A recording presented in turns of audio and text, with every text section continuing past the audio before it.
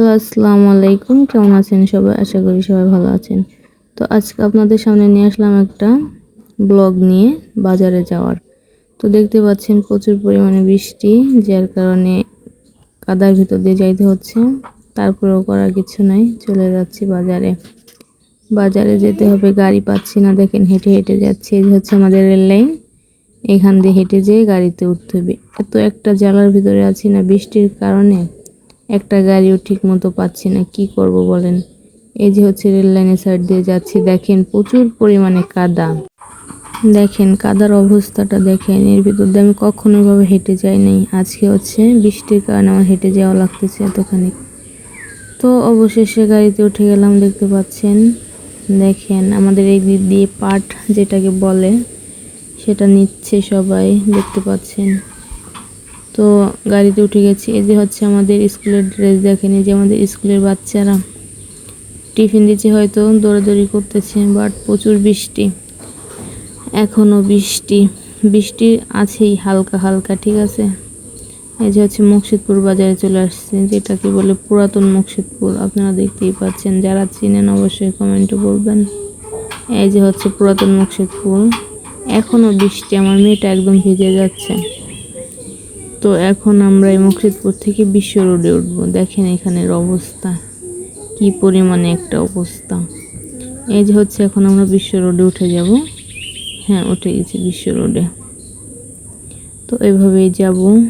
বৃষ্টির কারণে কি বলবো, এখন লাগবে শখের জিনিস।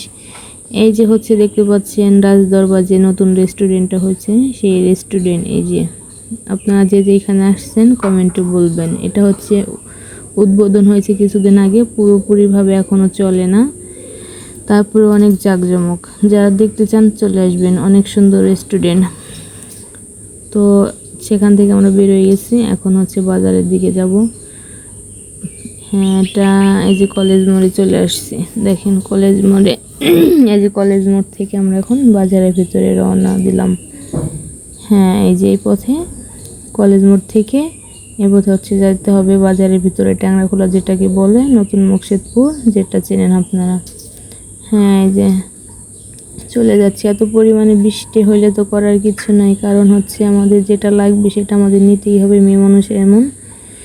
তো এই যে দেখেন যাচ্ছে, এখানে হচ্ছে প্রসব আর প্রচুর ময়লা ফেলার গন্ধ, প্রচুর পরিমাণে গন্ধ বলার বাইরে। হ্যাঁ, এই যে হচ্ছে আমরা বাজারের ভিতরে চলে আসছি।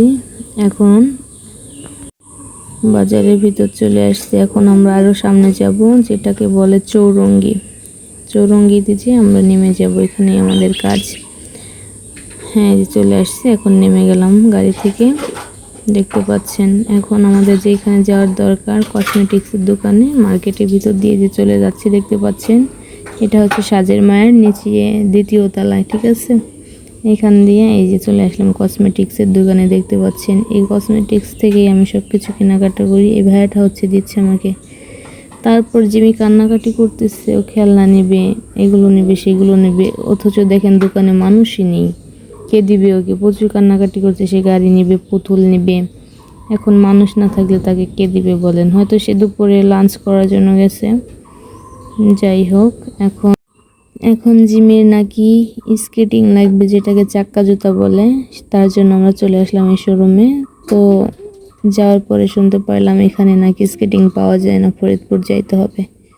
তো আবার চলে আসছি বাসায়। দেখেন অফ টাইমে চলে আসছি, যে হচ্ছে আমাদের রেল লাইন দিয়ে যাচ্ছে রেল। এটার জন্য জিমি আমাকে বলছে, আম্মু যে এটা দেখে তারপর হচ্ছে বাসায় যাব, তার আগে যাব না। যার কারণে আমি দাঁড়াইছিলাম, এটা দেখে তারপরে বাসায় গেলাম। সবাই ভালো থাকবেন, আল্লাহ হাফেজ।